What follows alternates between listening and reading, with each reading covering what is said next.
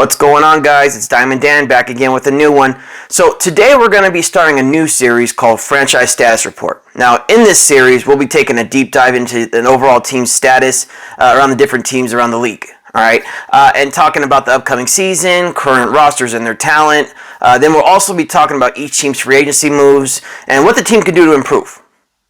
Alright, so now today we're going to kick the series off by talking about one of my favorite teams, not named the Kansas City Chiefs. Today we're going to talk about the Cleveland Browns. Now, when the Cleveland Browns are talked about by NFL fans, people think what? What is it? Losers, right? And you know what? Yes, the Browns have had some bad teams over the past 20 years and some bad luck, but they were once a winning franchise, all right? Whether it was the Paul Brown years, the Jim Brown years, the Bernie Kosar era, or even Bill Belichick's short era, all right?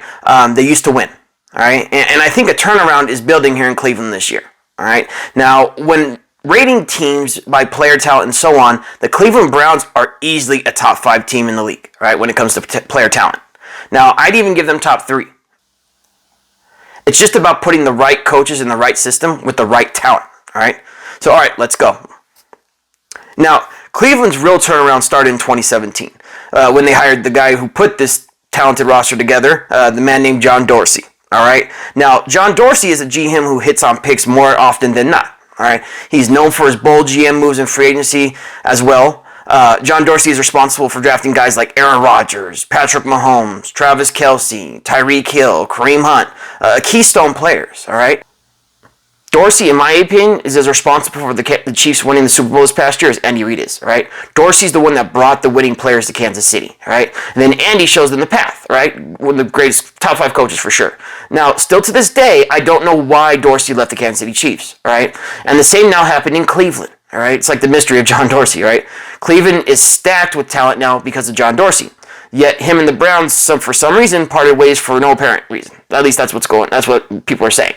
Now, word behind the scene was Dorsey he's a strong-minded personality, which I've heard that too, and that he was gonna clash with the new regime. All right, but I will say, even with Dorsey gone, the Browns had an amazing draft this year. Right. Now, I'm pretty sure that is because John Dorsey helped show them that blueprint on how to be successful when it comes to player personnel. Now, I like to give credit where credit is due, right? So I wanted to take a second and talk about the guy who continues to build championship teams, but doesn't ever really get talked about, doesn't really get the credit he deserves, right? So big ups to John Dorsey. Now let's start off by talking about the talented roster the Browns have. All right, now going into the 2019 season, there was a more talked about team than the Cleveland Browns, right? They're on everything was talked about how good they're going to do, how this and that, they're going to be playoff Super Bowl contenders and so on. Now, due to the great drafts and free agency moves they had the last 3 years by John Dorsey, that's why they were in that situation, all right? Now, first, let's break down the offense, all right? Now, the Browns have probably one of the most talented offenses in the league, talent-wise, all right? So, when talking about the Browns' offense, now, as everyone knows, the Browns have 2 of the most popular and talented wide receivers in the league in Landry and Beckham, all right? They're both number 1 receivers. Now, although Beckham needs no introduction, all right? And now, Beckham might be one of the biggest divas in the league, but he can still play elite football when he's on, all right? Now, I do believe Beckham is going to be a lot better in year 2 with the Browns. Now, I still don't want to touch him in fantasy, all right? So fantasy players, stay away, all right? But he will be a better pro for Cleveland this year, all right? Especially in Stefanski's offense, all right? Now, Jarvis Landry, on the other hand, has been one of the most underrated wide receivers in the league the last 5 years. All right, he's starting to get notoriety, but he's been underrated. And I would take Landry over Beckham all day, every day, in my opinion. All right, whether it's in fantasy or really. Now, Landry's a gamer. He outplayed Beckham last year, if you didn't see it, and was Mayfield's number 1 main go-to weapon. All right. This year, I could see Landry having a career year in Stefanski's 12 personnel offensive scheme, all right? The 1 running back, 2 tight ends. Now, that's because it's a running personnel offense, but it's perfect for a fit of 2 great receivers like Landry and Beckham, all right? Because they're going to be one-on-one on the outside with DBs, all right? And then that way, they can abuse DBs when they go one-on-one with 2 elite receivers like that. Now, at the NFL Combine in 2014, Landry ran a 4.77 in his 40. All right, not a lot of people know that, but he was extremely slow, right? And he had a 28-inch vert. Didn't even hit the 30 mark, right? Which was one of the worst measurables ever for a big-time receiver at the Combine, all right? But guess what? That ain't stopping Landry, all right? Landry is the perfect example of the 40 measurables not being the only thing that makes a receiver great. Now, the Browns are also stacked at RB. They have one of the best north and south runners at the league in Nick Chubb. Now, when it comes to overall the power run game, Chubb is elite and is a tank when running in between the tackles, all right? And he's going to be a great number 1-2 punch with Hunt for the years to come. All right. Now Hunt is your do-it-all type of back. All right. Hunt was the NFL leading rusher as a rookie in 2017, and Hunt was on his way to being one of the best backs in the league before he was suspended in 2018 for some dumb crap. All right. Now, because Dorsey is the man, he was able to get Hunt to that Browns team. All right. And as much as I like Nick Chubb as a power runner, Hunt is going to be better for the overall offense, all right, than Chubb. Now, Hunt actually outscored Chubb in fantasy in almost every game that he played in last year. All right. And he did that from a backup role. All right, so Hunt, I think, will be the number 1 back by the end of the 2020 season. All right, but with both Chubb and Hunt, the Browns have two number 1 running backs who will be deadly this year and might even be the best RB tandem in the league. All right, I can't think of 2 combined RBs that are probably better. Now, the Browns are also stacked at the tight end position with former first-round pick David Njoku. You got Austin Hooper, and then also you got the rookie Harrison Bryant. Now, this is a prove-it year for Njoku. All right, he has a great skill set to be a great player, but he just needs to stay healthy. All right, and with Harrison Bryant, the Browns might have gotten the best tight end in the draft in the 4th round this year. All right, so enough said. Now, I didn't like the Austin Hooper signing, okay? I know he did solid with the Falcons, but he isn't anything special. To me, he's a product of what a good offense was there in the Atlanta Falcons, all right? Now, he could still play, all right? He can run routes, he can get open, stuff like that, but he isn't going to be anything more than a decent starter for the Browns, in my opinion.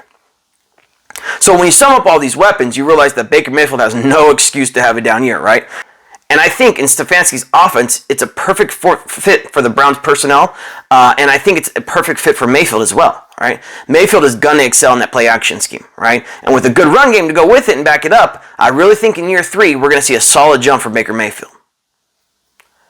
Now, my favorite move for the Browns this past season was when they drafted Jedrick Wills, all right? The best offensive tackle in the 2020 draft out of Alabama.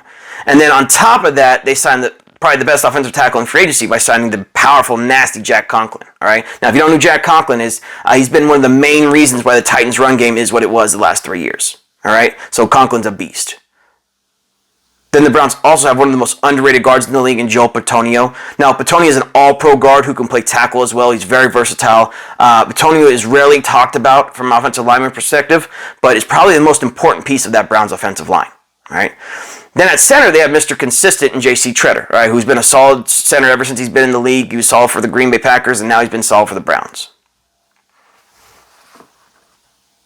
All right, let's talk about the defense. Now, the same goes for the Browns' defensive personnel. Now, the Browns are very young on the defensive side of the ball, but they're really solid on all 3 phases of the defense, all right? First, they have one of the most elite DNs in the league in Myles Garrett. All right, now, as everyone saw last year, Garrett was having an all-pro type of year before the infamous helmet hit game with the Steelers, all right? And hopefully those days are behind him, all right, because he's too talented of a defensive end to be off the field, all right? Then in the middle of the field, they have a very talented and underrated D tackle in Larry Ogunjobi. Now, no one knows who Ogunjobi is, but he's been a great starter ever since he got into the league for the Browns. All right. The Browns also have Pro Bowl types of players in Olivia Vernon and Sheldon Richardson. But when it comes to Richardson and Vernon, it just depends if they're motivated or not. All right.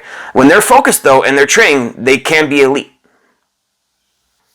Now at the linebacker position, the Browns have Sion Takataki, Jacob Phillips, and Mac Wilson. Now, Phillips is a rookie, all right, and has an elite skill set which will make him effective for the league right away, all right? And with Mac Wilson, he showed promise last year, all right? Wilson showed that so much promise that the Browns decided to get rid of their best linebacker in Joe Schobert, all right?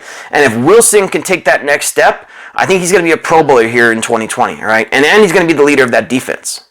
Now, as good as the front seven is on the Browns, the secondary might even be the most talented group on that defense, all right? Denzel Ward is an elite, scrappy Pro Bowl corner who flourished 2 years ago under Greg Williams. Now, DC Joe Woods is no Greg Williams. That's all I'll say. All right, Greg Williams is a beast. But if he has a brain, he will focus on getting Ward back to his 2018 form. All right, and the same goes for Greedy Williams, Ward's counterpart. Now, Williams is a 6'3" corner who possesses 4.3 speed and has elite traits. All right, and Greedy Williams can be an all-pro corner. All right, he can be better than Ward if the Browns coaching staff get him to play to his ability. All right. And the same goes for the 2020 second-round pick in Grant Delpit that they got this year in the draft. Delpit is an extremely aggressive safety, all right? He'll send receivers home on a stretcher if they come across the middle of the field, all right? And again, that's my kind of safety, all right? John Lynch type. Now, the Browns also got an instinctive veteran safety in Andrew Sendejo from the Vikings, right? Sendejo will help mentor those young guys and get them to be better pros. And then the Browns also signed Carl Joseph in free agency, right? Who's going to help bring a certain type of toughness to that secondary that the Browns need. Now, the Browns had one of the best drafts in the league this year, all right? It was a straight A-plus draft all the way around, all right? In every round, they got great talent or solid talent, which was, I mean, just name the players. You got Jedrick Wills, best offensive tackle. You got Elliott and Bryant were all draft steals, all right? Like I said a second ago, Wills was the best offensive tackle in the draft, right? And then Jordan Elliott was the best D tackle in the draft overall, gameplay-wise, according to PFF. Right, and they got him in, I think, the third round. And Harrison Bryant, that I talked about earlier, was the best overall tight end on some people's boards. All right, so when you get the best overall tight end in the fourth round, you're killing it. All right.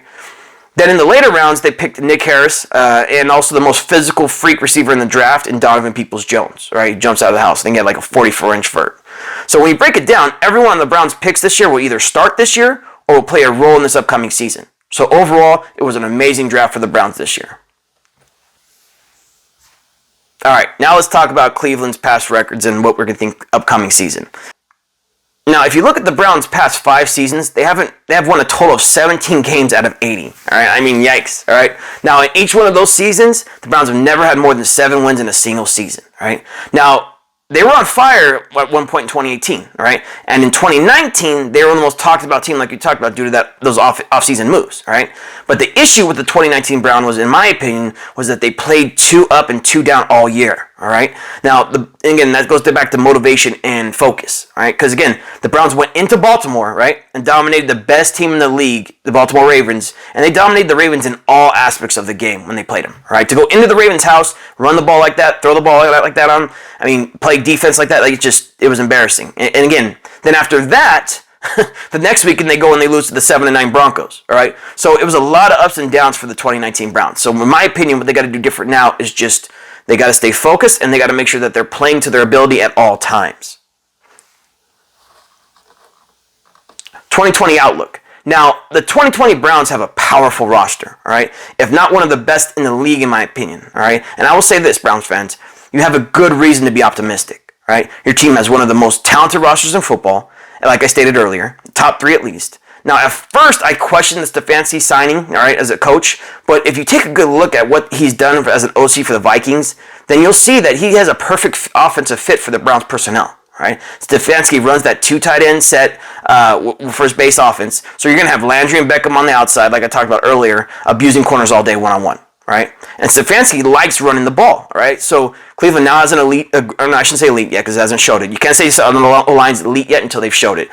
Cleveland has a great O-line, which what I think will be one of the best run games in the league this year with Chubb and Hunt, right? So, like I stated earlier, the Browns' defense is as talented as the offense personnel-wise, all right? So if Joe Woods can do what the almighty Greg Williams did 2 years ago, with then get Wards, Williams, Delpit, Mack, all those Phillips, they can be all Pro Bowlers, right? They have the talent to be that way, all right? And I think he can help make them a top 5 defense. And now, historically, if a team has a top 15 offense and, say, a top 5 defense, you're in the playoffs. All right, and in 2020, I think the Browns are going to get into the playoffs. I really do. All right. Now, I do think it'll be a wild card spot. I don't think they're going to be elite this year. But remember, Browns fans, the state of Cleveland Browns, they're on the rise. All right, and is looking up. All right, guys. So I hope you liked the team breakdown.